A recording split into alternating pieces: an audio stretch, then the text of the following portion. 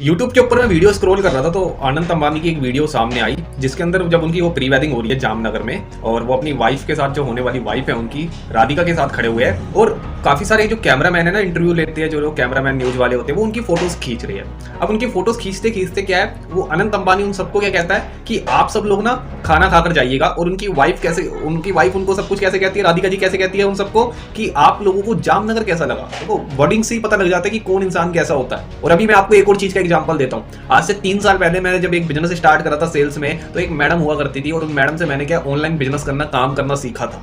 तो मैंने उसी दिन से उनको अपना गुरु मान लिया था और मैं उनका एक स्टूडेंट बन गया था। उन्होंने एक बार क्या करा था, मुझे अपनी मीटिंग में बुलाया था, इनवाइट किया था और काफी सारे लोग थे उस मीटिंग में इनवाइट करने के बाद उन्होंने थोड़ा मेरे को बोला, मैं थोड़ा स्पीच दिया वहाँ पे बोला और बोलने के बाद उन्होंने वहाँ पर पता क्या कहा उन सब लोगों को, इस लड़के को मैंने सिखाया है और आप लोग भी मेरी बात माना करो। मतलब थोड़ी सी अपनी बड़ाई ज्यादा कर दी, बल्कि मेरे को सुन के बिल्कुल भी बुरा नहीं लगा कि उसने सिखाया है, कोई दिक्कत नहीं है। लेकिन मुझे कहीं ना कहीं उनकी बातों में क्या है, ईगो छलका। वर्डिंग्स में काफी ज्यादा ईगो छलक गया। मैं समझ गया भैया थोड़ा सा अहंकार तो है, लेकिन मैं कुछ बोला नहीं, मैं चुप रहा। और आज 3 साल के बाद उन मैडम को एक नौकरी करने की जरूरत पड़ रही है अपना घर का खर्च चलाने के लिए। मैं किसी की यहाँ पे दोस्तों बुराई नहीं कर रहा, किसी की तारीफ नहीं कर रहा, किसी को नीचे नहीं गिरा रहा। लोगों के अंदर 99% लोगों के अंदर ईगो होता है और वो अपने अहंकार की वजह से आगे नहीं बढ़ पाते। जब तक अपने आप को हल्का नहीं करते ना, एक रॉकेट भी जो होता है जब वो स्पेस में जा रहा होता है ना, वो अगर अपने आप को ऑर्बिट में जाने से पहले हल्का नहीं करेगा ना, तब वो ऊपर जा ही नहीं सकता। और हम लोग चाहते हैं कि हम जैसे हैं वैसे ही ऊपर पहुंच जाए, ऐसा बिल्कुल भी नहीं हो सकता।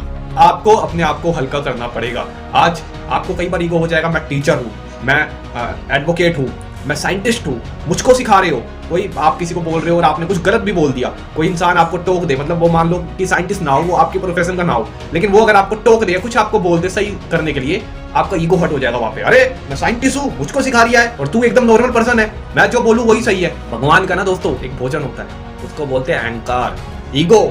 और जो उसके अंदर ये ईगो होता है ना, अहंकार होता है ना, वो बिजनेस तो मेरे ख्याल से वो शायद आगे भी नहीं बढ़ सकता। बिजनेस छोड़ो, वो जीवन में आगे भी नहीं बढ़ सकता। आपके अंदर इतना विनम्र भाव होना चाहिए, आपका जो भाव है, स्वभाव है, वो ऐसा होना चाहिए। अगर आपको एक छोटी सी चींटी से भी सीखने को मिलेगा, उससे भी सीखना चाहिए।